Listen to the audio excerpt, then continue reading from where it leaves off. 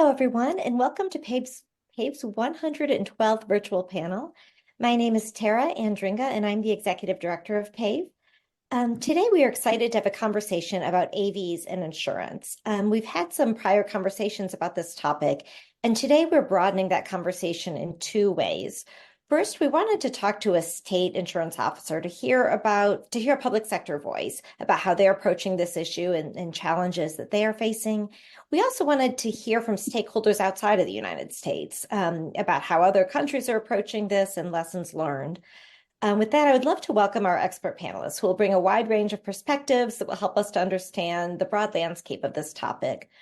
First, welcome Russ Galbraith from the Arkansas Insurance Department, who will share his perspective as a state government official in the United States. Rebecca Marsden is the Vice President of Risk and Insurance from AXA, who will share the perspective of an AV company based in the UK and share her insights into recent developments there.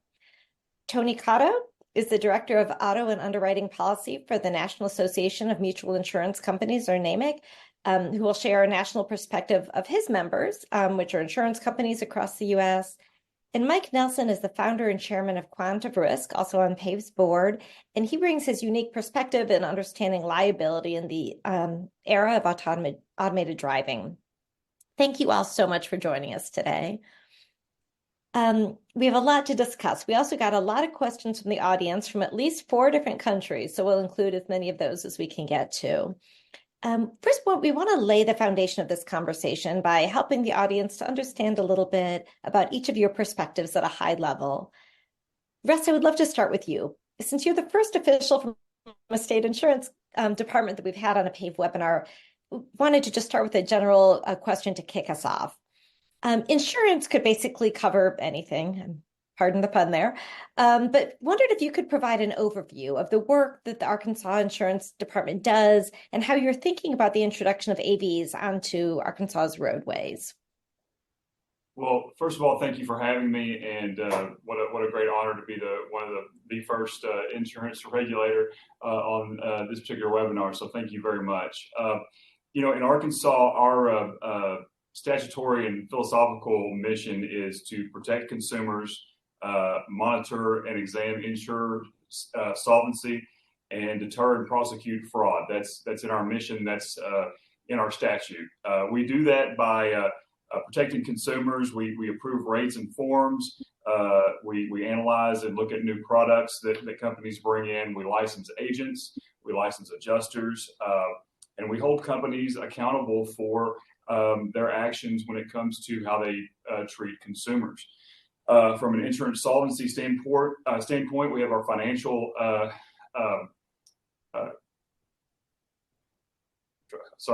our finance division that examines companies periodically, making sure that they're solvent and that they're taking care of the things they need to take care of. When it comes to deterring fraud, we have a fraud unit that is law enforcement that goes after people who commit fraud. Insurance fraud is a $100 billion issue for Americans every year, so it's a huge deal. So those are our 3 major things that we look at, and that's all part of regulating the insurance industry in Arkansas. We've been thinking about autonomous vehicles pretty intently. I've been at the department since 2015, and since then we've made a number of trips to different places to look at the technology.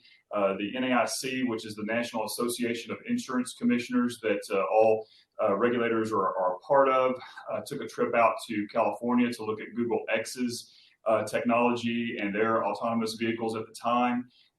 So we kind of get an idea of how those things work. We're also, we monitor, the innovation that is within this space, but also the mishaps and the issues that have been going on with it that have kind of deterred the growth of this sector too. And that obviously brings out some concerns.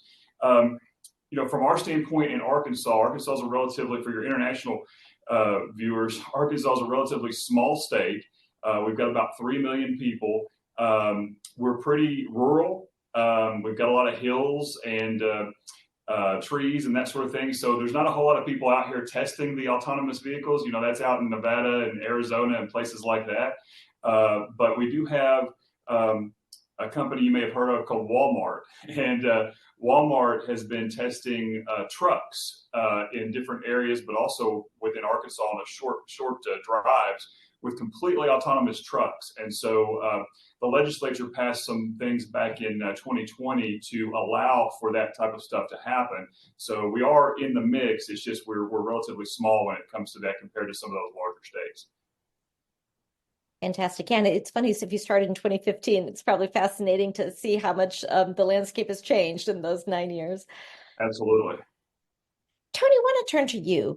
NAMIC has been engaged in this discussion of liability insurance for AVs for many years now. I just wondered if you can talk a little bit about your organization. Who are your members and what are the interests in the AV space? Absolutely. Thank you, Tara. Always good to be with fellow insurance folk, and the partnership with regulators like Russ is just invaluable to our members. So NAMIC represents about 1,500 insurance companies. Always happy to say we represent both the smallest carrier in America and the largest carrier in the United States in the property casualty space. Focused primarily on mutuals, so non-publicly traded insurance companies. A lot of farm bureaus, the sort of Main Street American insurance companies. And we all, at the same time, represent 7 of the top 10 auto insurers.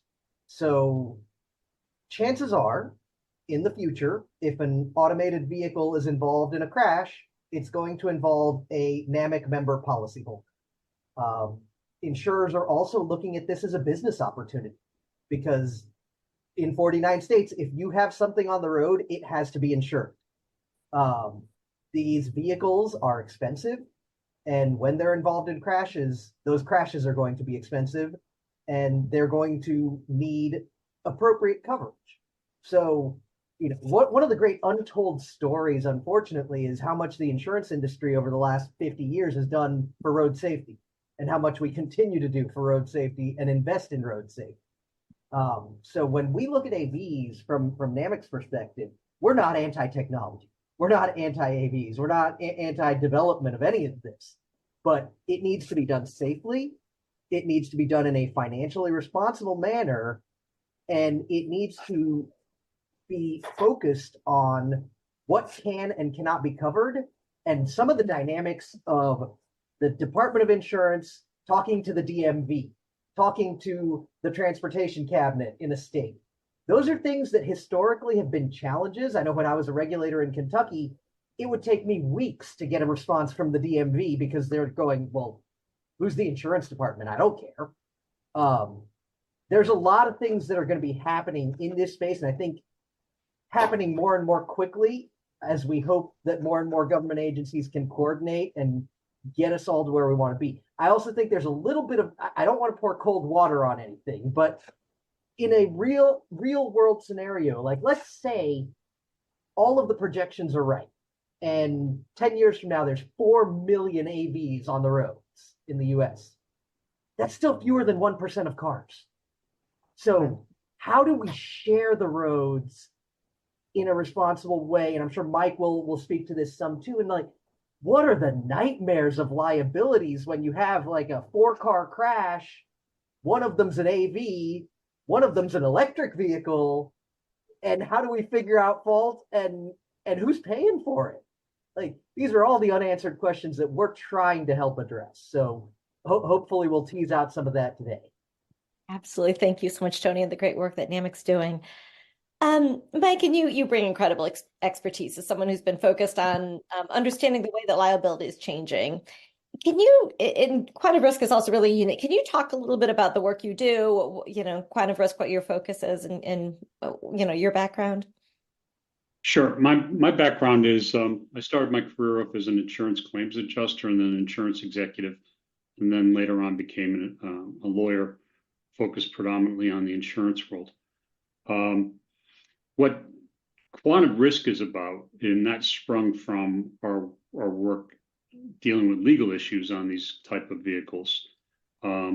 is harvesting data from vehicles. And while we're talking about new car technology, make no mistake about what we're talking about, a big part of this is going to be data. So we harvest the data from vehicles, and we make objective findings about what happened in an accident. And while a lot of our clients are insurance companies, we do work for automotive companies and plaintiff firms, because at bottom, we're an objective party, and it's not like we're going to make a decision about who's at fault. We're simply going to point out what the data in the car, and by data I also mean video, reflects what happened. So we're able to take data and video and more or less, in close to near time, creates understandings of what took place. And that's going to lead to a lot less confusion about who bears responsibility and how to deal with transferring risk. So that's what quantum risk is all about. Wonderful, thank you. Rebecca, also, we're thrilled to have you here to provide an international perspective on this discussion from an AV company that's based in the UK. And AXA is doing incredible work. Could you just first tell us a little bit both about your role and also a little bit about AXA? Yeah, of course, absolutely. So pleasure to be here. I'll reiterate that the comments my fellow panelists have made. Obviously, always a pleasure to be engaging in these really important conversations. So also such a privilege to have the breadth of insight from the different sectors as well. You know, we're very much part of an ecosystem here, and it's important to really lean in on this sort of proactive engagement. AXA is an autonomous vehicle software company based in the UK. We've got subsidiaries in Canada and the US, so we do have an international perspective when it comes to our go-to-market strategy.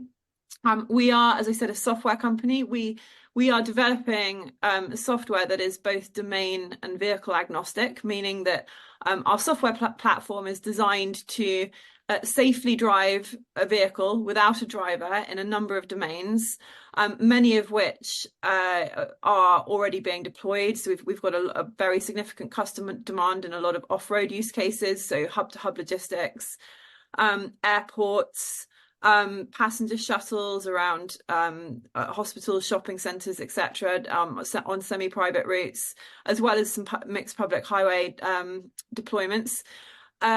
Why is insurance important to us? Well, it's not just about risk management. Obviously, it's critical that we have insurance, not purely from a regulatory perspective, because it's a requirement, but also for prudent risk management itself. But really, it's an enabler for our business, and I think we can bring quite an interesting perspective to this conversation, because as a software only solution, our go-to-market strategy is naturally predicated on partnering with other parties. So that would be typically at the very minimum an OEM for the vehicle base itself, a fleet operator. We will not be operating fleets of vehicles ourselves, and probably a number of other external parties, to not even consider all of the manufacturers of the various components that will go into these vehicles. So for us, fit for purpose, very future-looking insurance solutions that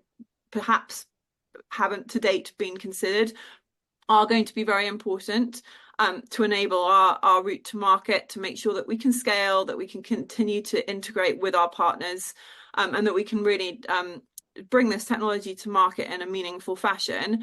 And being part of these conversations is really important, because we're co-creating for the future here.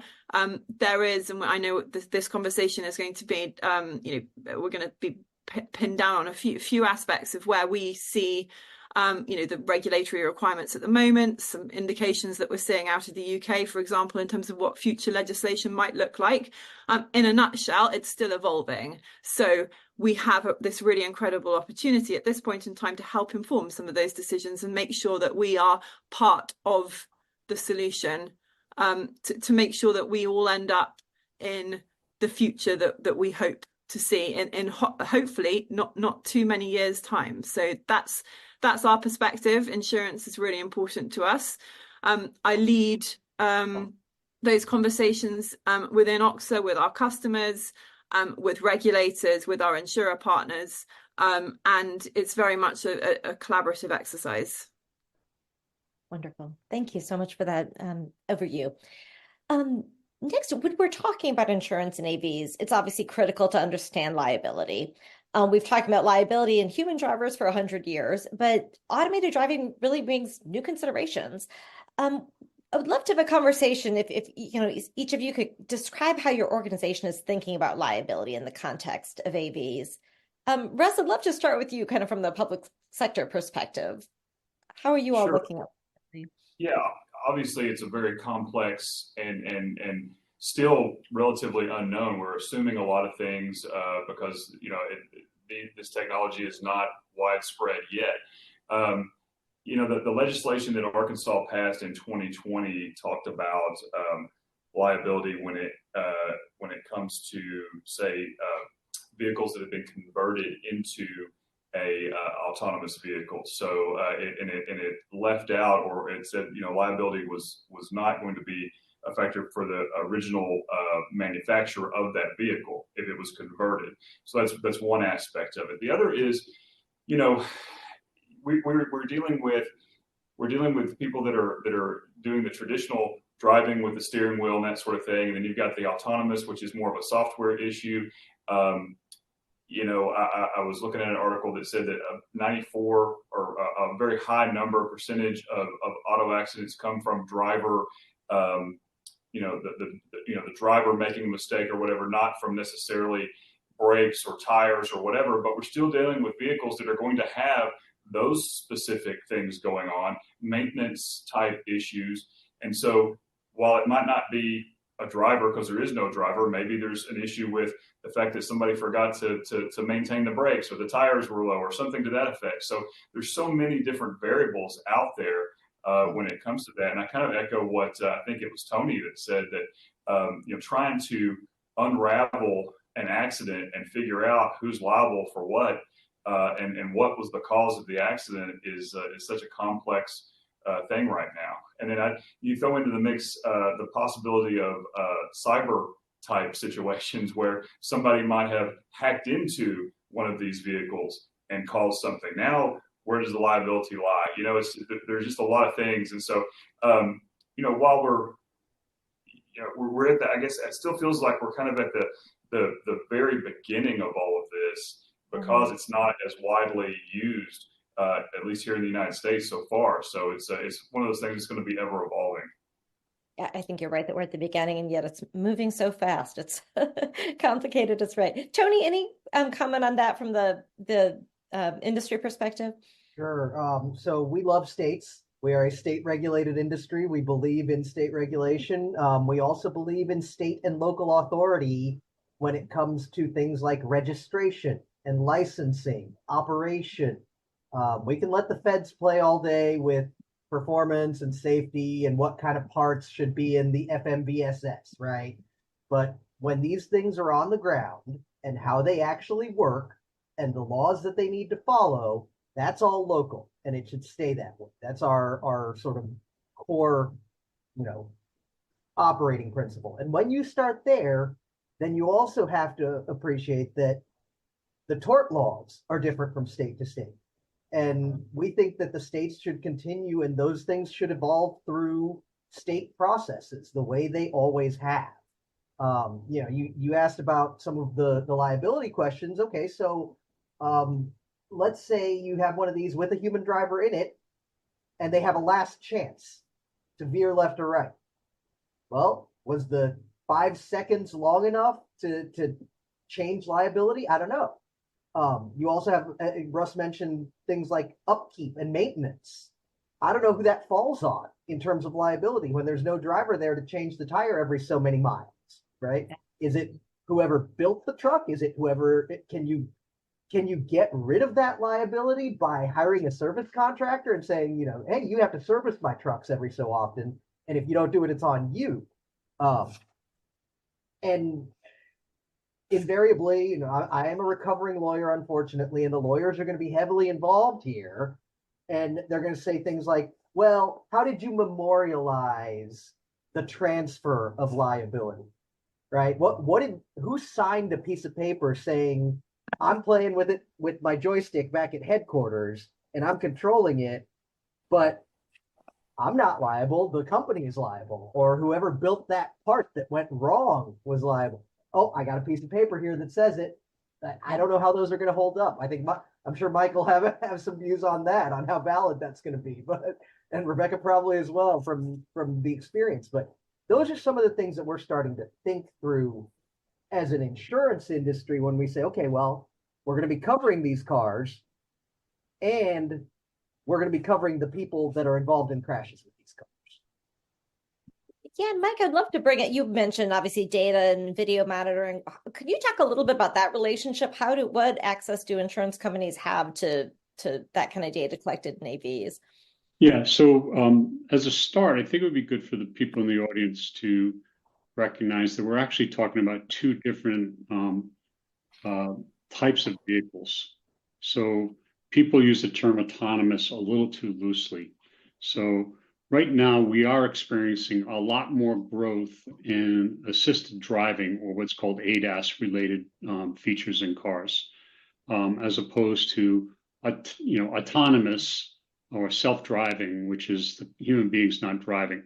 There's a lot more technology out there that is already being used that really impacts liability and insurance scenarios through ADAS operations.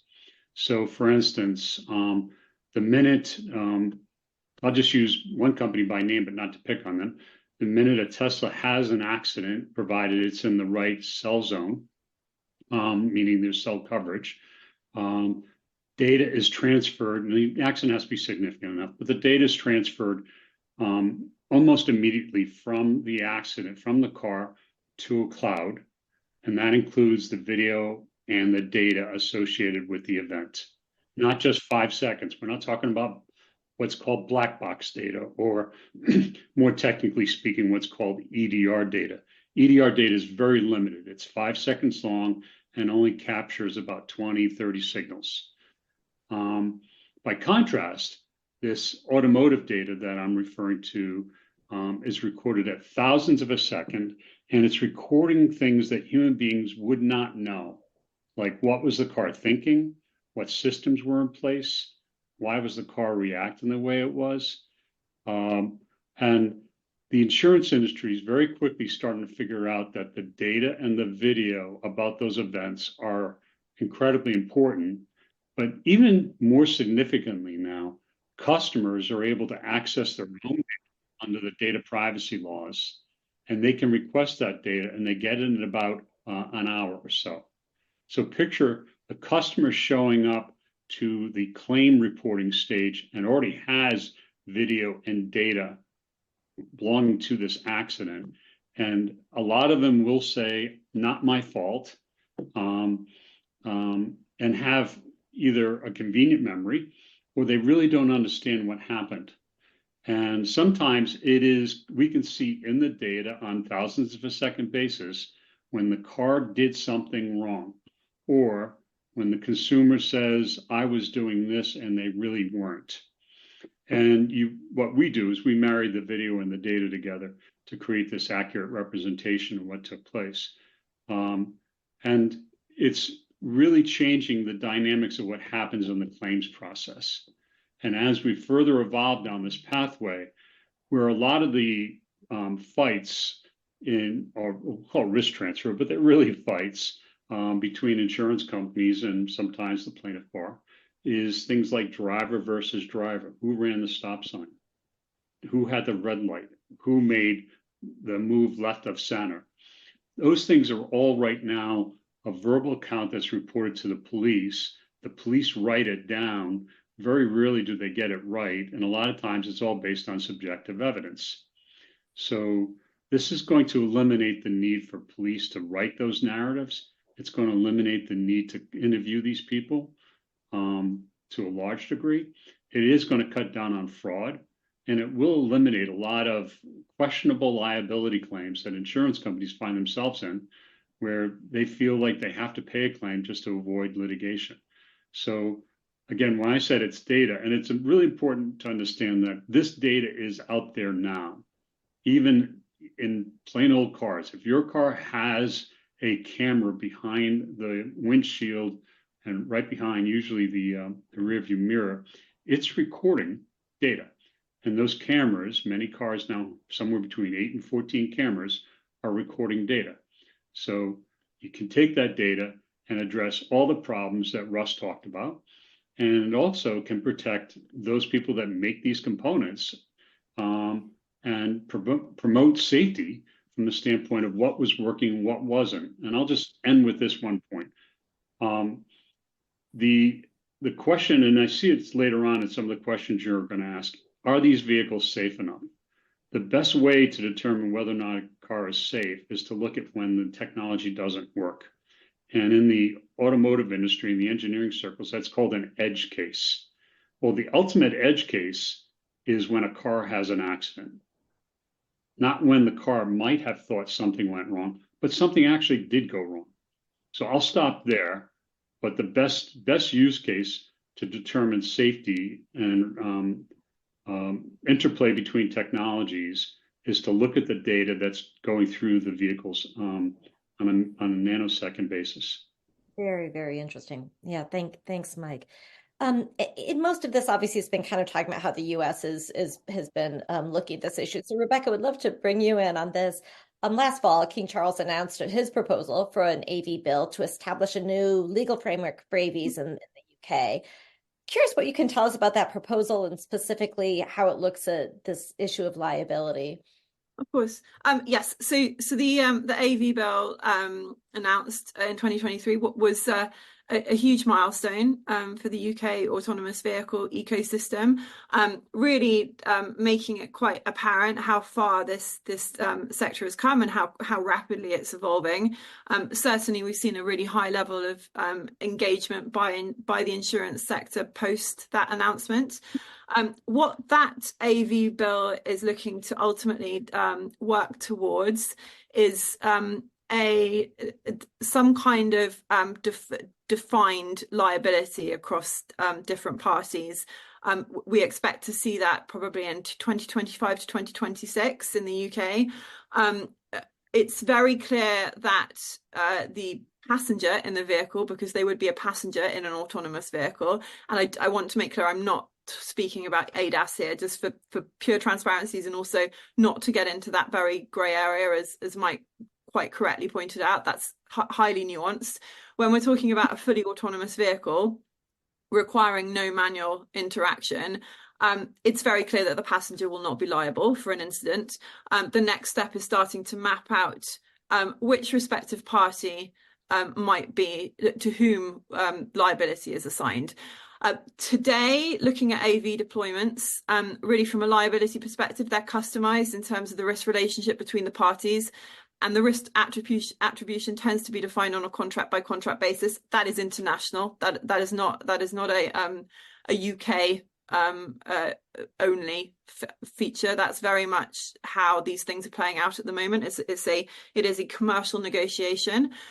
In the case of a commercial AV microtransit system, for example, the parties that typically have to agree on risk share will tend to be the self-driving software supplier, the vehicle manufacturer, a service operator, and probably also a service owner. A lot of the time in the US, of course, that's a public body. It will be the same in the UK as well. There is a distinction between the legal responsibility to a safety regulator and how that contractual risk is apportioned at the moment, because we are in somewhat of a vacuum when it comes to formal crystallization of liability. So that is somewhat case by case. It's obviously very complex, so it's something that does need to be crystallized as soon as possible. That's the liability.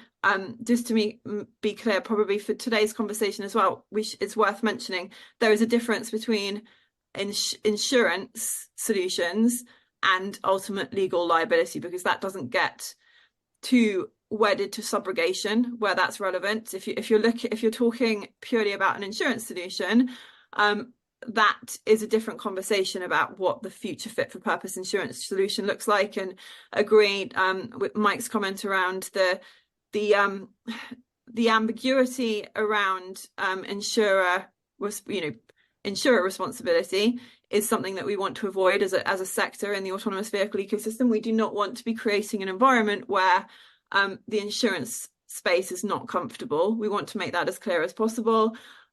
Data will help enormously with that. These vehicles have a 360-degree field of vision, depth of vision over 3 American football pitches. They have LiDAR, they have radar, they have, they are able to see and perceive much better than a human driver. Data is rich. It's a naturally data-rich environment.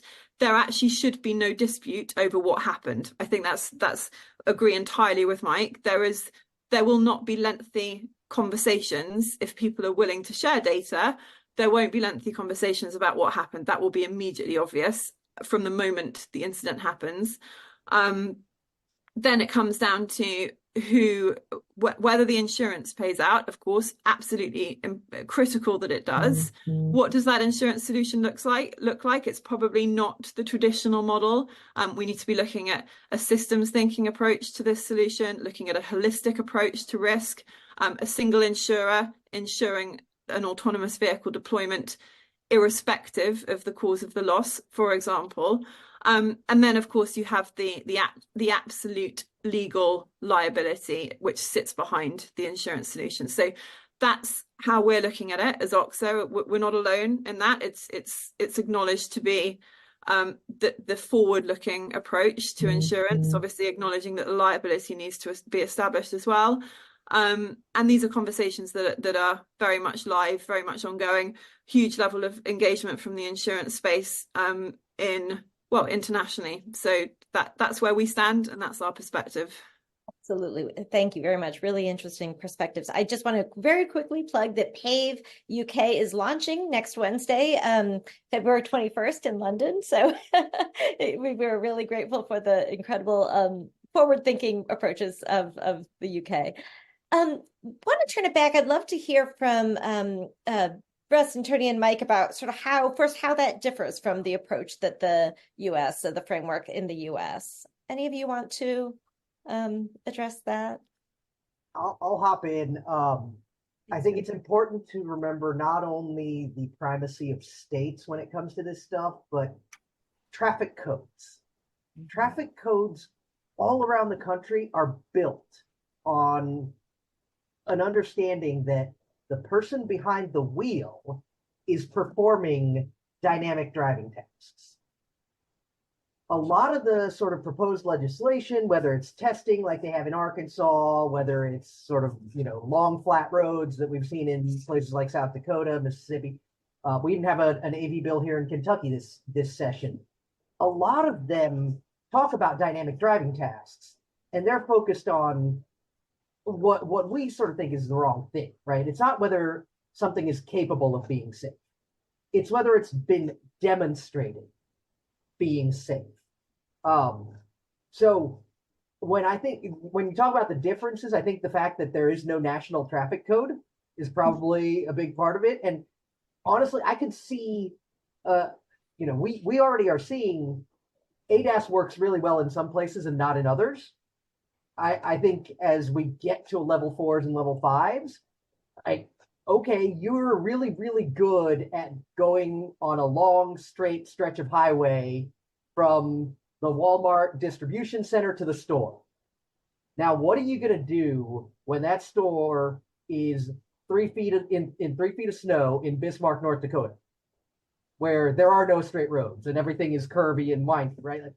Those are those edge cases that Mike's talking about to some extent, but I think there's just a lot more to think through. And in one other thing that was triggered as we were answering the previous question is, I'm wondering also if what the effect of all of this is going to be on the claims process, because as Mike's talking about, we have some certainty around claims. I'm sure Russ's claims complaint division would love to have a lot fewer complaints about my car, my crash was caused by the other guy, when we can say, well, here's the data.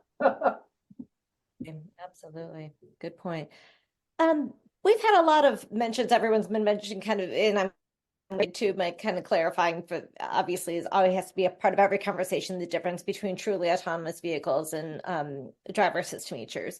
Russ wanted to kind of just continue on that conversation about ADAS a little bit. Both ADAS and AV technology are evolving really quickly. How are state governments keeping up with the technology? Is like we've said, it really changes how we need to look at policy. What does that look like from the state perspective?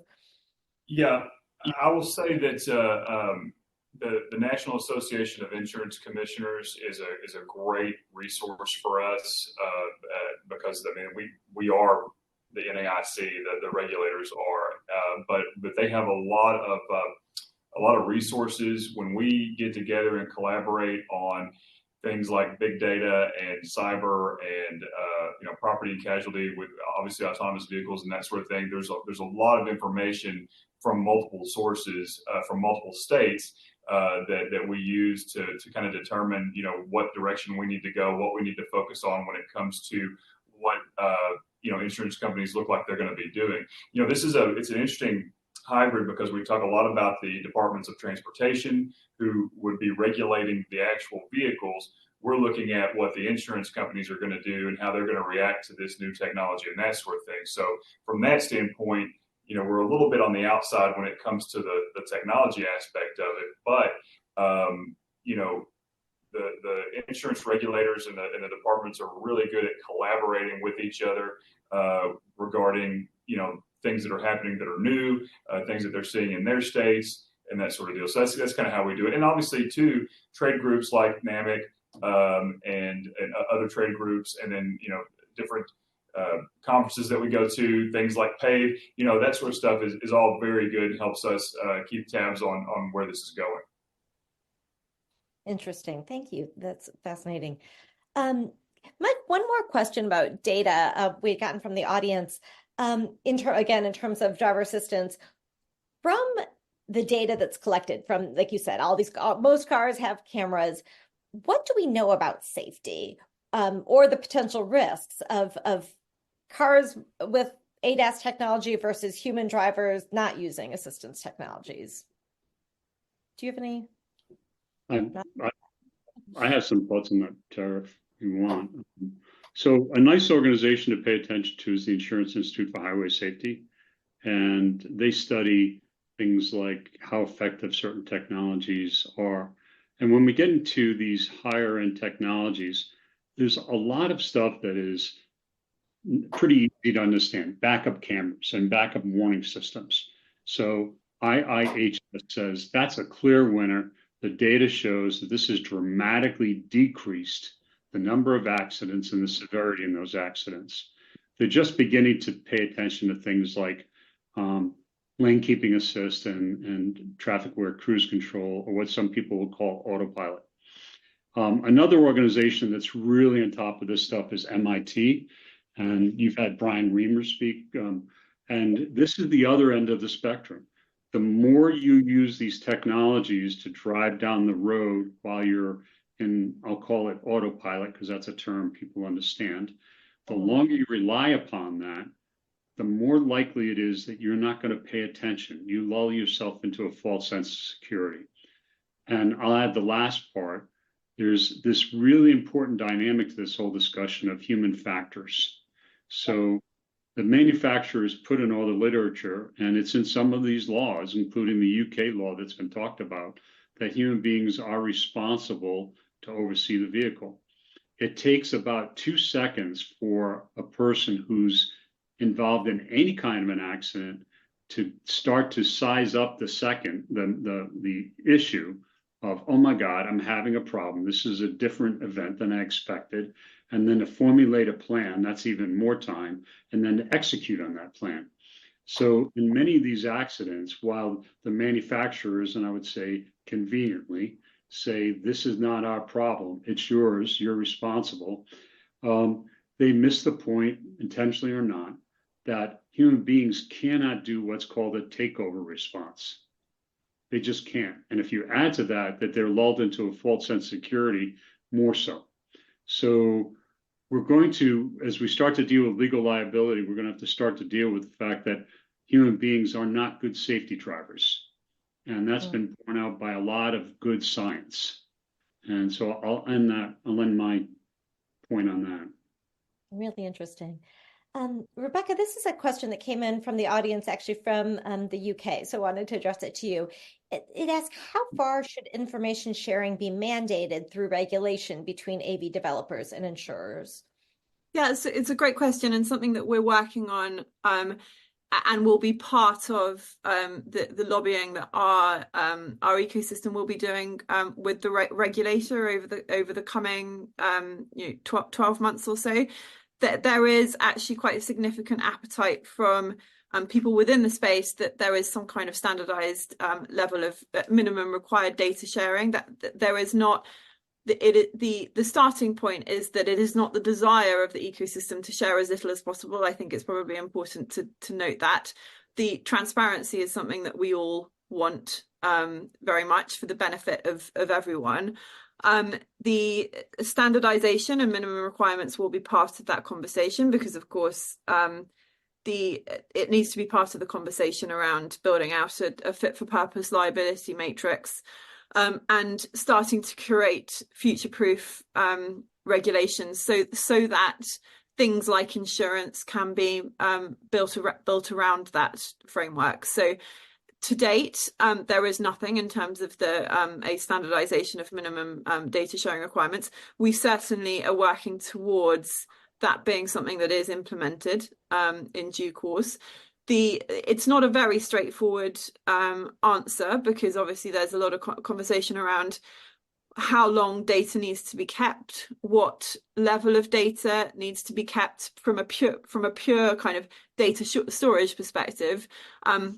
The depth of data collected on these vehicles every second, it far exceeds anything that would be useful or usable in the event of wanting to build defensibility or in order to kind of promote transparency. There is far more data than is required. So defining what is actually necessary and usable is part of that process, which is why it's the conversations have some time. Really, they need to run their course a little bit further. It's not. We have more data than is usable as an ecosystem. So it's defining what is useful and then what everyone needs to be mandated to share. That's really interesting. Tony, wanted to ask you kind of a forward-looking question. We're talking about where we are now, but what is the insurance industry doing to address the needs of AV companies over the next 2, 5, 10 years? I think it's research. I think, when Mike talks about IIHS, wholeheartedly support them. Our members are very active there. I know they are also in touch with regulators and have had them out to the Vehicle Research Center, where they actually have developed ways to crash cars and test them. And, things like seatbelts and airbags, all of that came about because of the insurance industry. Right. And I think AVs, we will go along largely the same path. Like, we want to promote the safety and we want to create risk sharing mechanisms and risk transfer mechanisms that pass regulatory muster and that will enable AV companies to do more. I don't know how long that's going to take, candidly, because again, we want these to be demonstrated safe. We want them to be sharing roads responsibly with current policyholders. And as we talk about some of the things that Rebecca was just mentioning on data and meaningful data, and not just to recreate crashes, but to know how they're operating and what are they doing and what are they thinking and why are they making the decisions they make. A bunch of ones and zeros is not going to help an insurance company evaluate risk. Okay, they need there's a lot more specific and useful information for both consumers and carriers. It's one of the reasons NAMIC supports consumer ownership of all vehicle generated data. And then they can share it with us, they can share it with regulators, they can share it as they see fit. But we just don't think that the OEMs should own the data that's generated by a vehicle, particularly an advanced vehicle, an ADAS vehicle, or eventually an autonomous. That should belong to whoever bought the car. Yeah. Very interesting. Actually, Russ, wanted to ask you one other. You had made reference to Walmart and the some of the autonomous deliveries happening in your state there. Is there any? Are you looking at all autonomous trucks differently than passenger cars? We talk at PAVE a lot about how likely the first exposure that a lot of people will have to autonomous technology here in the U.S. is through trucking. How would you distinguish between those, if at all? I mean, right now, that's really the only thing that we see in Arkansas are the trucks. We just don't have a large, if any, population of autonomous, passenger vehicles. So, the legislation that the legislature passed in 2020 centered around commercial use, and it didn't. I don't think it even mentioned personal use because that's just not something that's going on. Now they do have a pilot program that's available that if a company did come in and want to do that, there are certain things that guidelines that they would have to have. So nothing is keeping the personal passenger auto from coming in. It's just right now they're looking at the trucks. So yeah, it makes a lot of sense. Mike, one final question. I love part of what we love to do at PAVE is, like we said, bring in the public sector and private sector and kind of help to convene those conversations. From your perspective in the private industry, like what do you see would be helpful in bringing all these parties together? What what communication? We've talked about data sharing. What do you think can help to push this conversation forward? Yeah, I think we need an organization, and maybe it's an already established organization, but an organization where it brings in all the different stakeholders, enlightened by what Rebecca's brought to the conversation. There are some automakers that are like, you're not getting my data, and if you do, you have to pay for it. So that may be dated. But I think we need all stakeholders, police officers, some at the federal level, the NTSB, and say, okay, how do we look at legal liability? How do we look at insurance? But how do we look at standards? What are the standards for that data? And it has to be global. So for instance, there's been a lot of work in the last few years by the Society of Automotive Engineers on improving what's called the black box. Again, it's a small device. It doesn't capture nearly the data that I've been talking about. It's 5 seconds of data. In the European Union, the United Nations is involved. China's involved. They're advocating for 30 seconds of data. So just the time frame for how long data is captured in a more or less obsolete device is a battleground. So I think we need to bring in stakeholders from all these constituents. In the United States, automobiles are regulated by federal regulators, and insurance companies are regulated at the state level. We haven't talked about the police. We haven't talked about the plaintiff bar and the judges. So we need to bring these stakeholders in and start to talk about how to develop standards, because without that, we're not going to be able to develop public policy behind these concepts. So I think that's a really important part, to start forming an organization or several organizations where real hard work gets done. I'll point out that the new UK law came about by a 4-year study of the UK Law Commission. Think about how much work went into that. And that law, or it's not law, it's just a bill right now. It's going to take another year of vetting in the UK. So there's a lot of work to be done. And as I said in another forum about a month ago, we keep talking about how important that is, but we better start working on it now. And it's going to hold back the advancement of safe technology if we don't get this part of it right. For sure. That is such a good point, Mike. And it's interesting to think both that, this takes a long time to do, but then also, in that 4 years, how much changes. So it's like things are changing in real time as you're doing this work and these studies. We are sadly out of time. I wish we could continue this for another hour, because what a great conversation with all of you had such thoughtful comments, and we will need to keep this conversation going. So thank you all so much for your time today and your contributions to this conversation. Thank you to our audience for joining us. We will share the video of this panel, and you can get more information at our website, pavecampaign.org. Thank you all so much for joining today. Thanks. Thank Thank you. you.